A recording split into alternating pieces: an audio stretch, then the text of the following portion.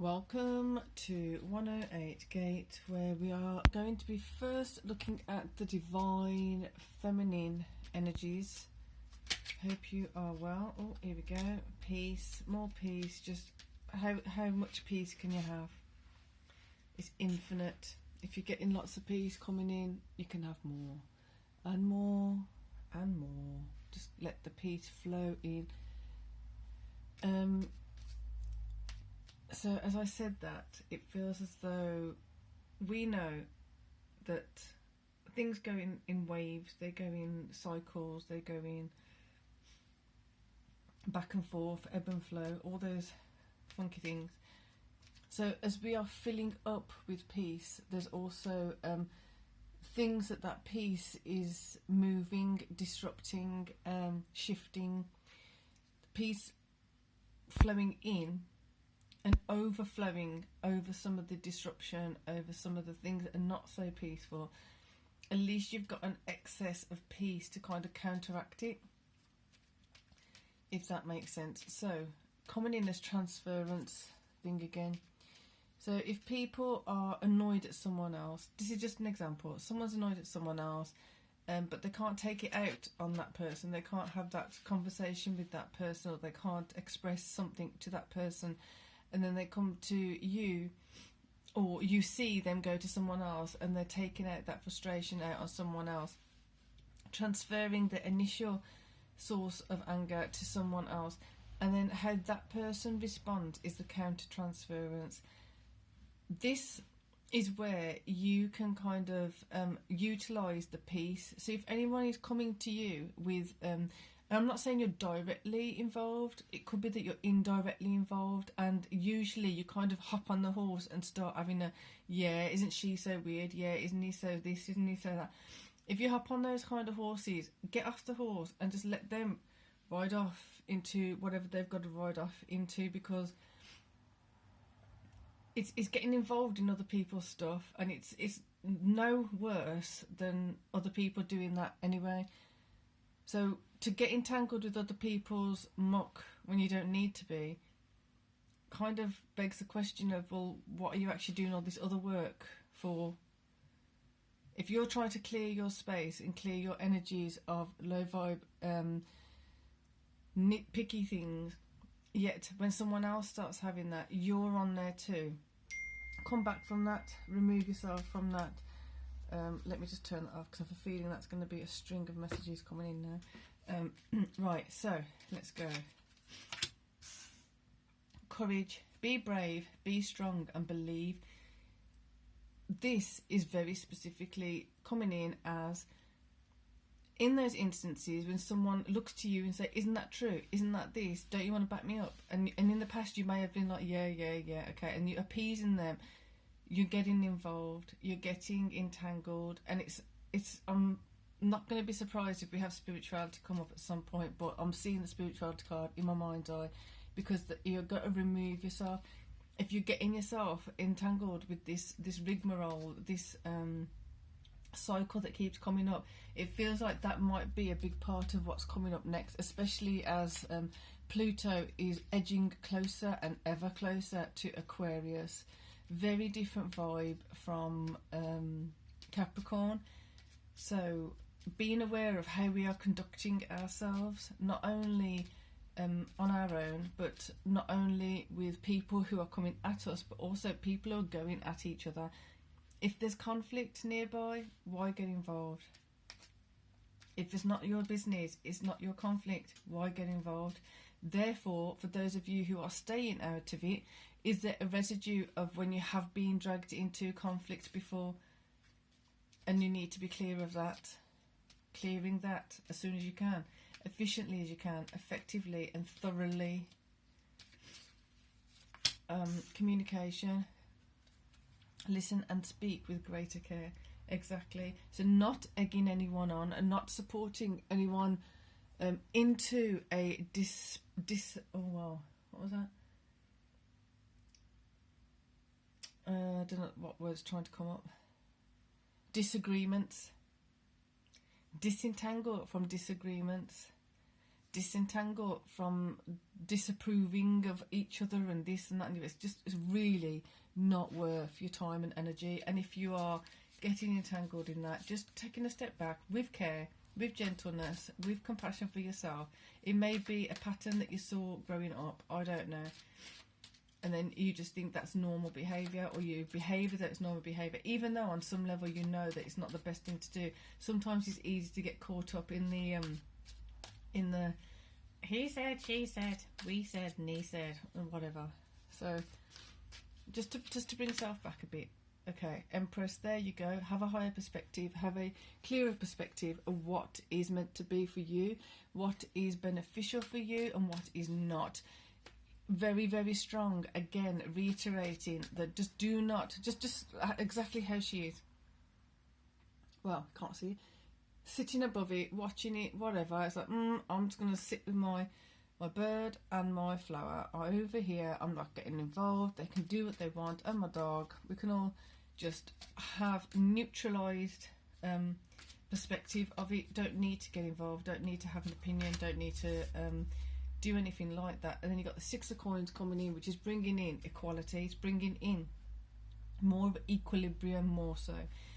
So this equality and equilibrium is, if you've been so very, very delicate, intricate, specific energy worked on right now. So if you have been pulled into other people's conflicts in the past, so for example, you've got two friends, just as an example, you've got two friends, or you've got two siblings, or you've got a sibling and a parent, whatever it is, whatever the dynamics are. At work, you always end up being the one trying to mediate. There's a time and place to be mediating. Sometimes those two people need the mediator to come out and just need to go head to head with each other, because if you are the sounding ground, or you are the mediator, or you are the middle person that's having to juggle this one and juggle that one, not only are you having to manage your own thing, but you're also having to manage this person's and that person's. And if it's more than two, you've got more. So not only are you being compressed by your own conflict about this, but you're being compressed by this person and that person trying to push you, or trying to squeeze a commitment from you, kind of needing your loyalty, or wanting you to be loyal to one side or the other, where in truth you don't really need to be loyal to one or the other except yourself. But if you have had that, think of it as a three-pronged thing. Not only are you protecting yourself, but then you're being asked to protect this person, and you're asked to protect this person. That's not a healthy environment for you to be putting yourself into, or others to be putting you into. So the question around this is, has that happened in the past? Is it happening as a pattern? Did it happen as a one-off? Is it happening still?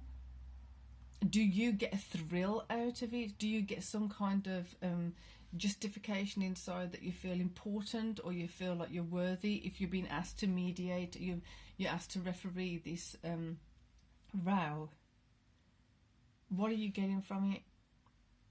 Do you like talking in a particular way about certain things? I'm not saying you are. I'm saying that some people do. Before they know it, they start talking about certain things, and they've already gamboled down the hill, at the bottom of the hill. How did I end up here? So you just got pulled in by so-and-so into a conversation that you don't need to have. You just got pulled into their argument, into their conflict. So pulling yourself out of any of those, in the past if it's happened, pulling yourself out of that and just looking at it from a bird's eye view, looking at it from a higher perspective of like, what got me into those situations? How did I get there? Because is it needing to have acknowledgement from people? Is it needing to feel important? Does that feel like that's the role that those people put on you? You didn't ask for it, and then sometimes people have put that role onto you, that you've got to mediate between this and that. You're the one that's going to be pulling this one off that one. And it's like that pattern of every time you see particular people together, you know it's going to kick off, or you're going to have to just step in at some point. So you're on guard. Imagine what that does to your nervous system. if you're on guard and you're having to like watch out, are they going to kick off? They're going to kick off, as opposed to they're going to kick off. Well, if they're going to kick off, I'm definitely going the other direction. They can deal with it themselves. If they're not mature enough or evolved enough to do that, then they maybe need to work on some stuff on their own. So that's an interesting vibe. On your point, it's got to stop. And we're having a real deep soul clear out, it feels like. Really asked to push ourselves into new spaces. There you go. Do you do that because you feel left out? Otherwise, if you're not involved in an argument or a conflict, do you feel like you're being left out? Or you might miss something? You're missing nothing. Just head the other direction. Go somewhere peaceful. More peace. More peace. Have the courage to have more peace. Communicate. I'm not getting involved.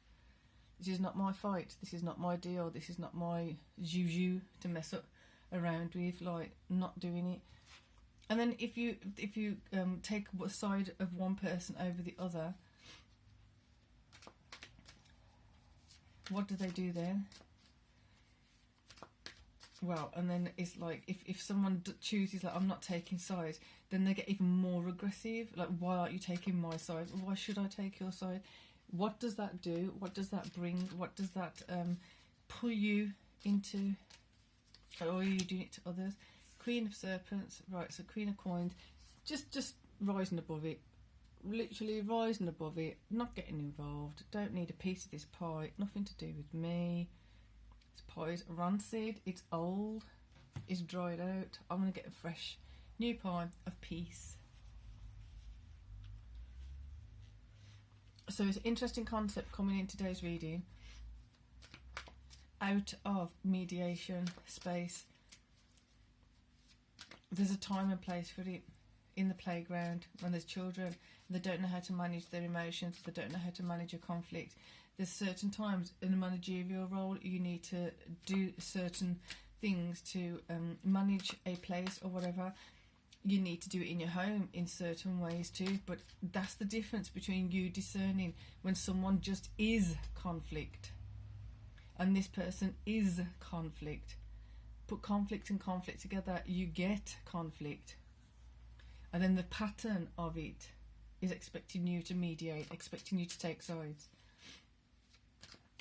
That's a whole different thing altogether. So discerning the difference, and then the one that's not good, that's not productive, that doesn't have a resolution, you just keeps going in the same loop, same loop, same loop.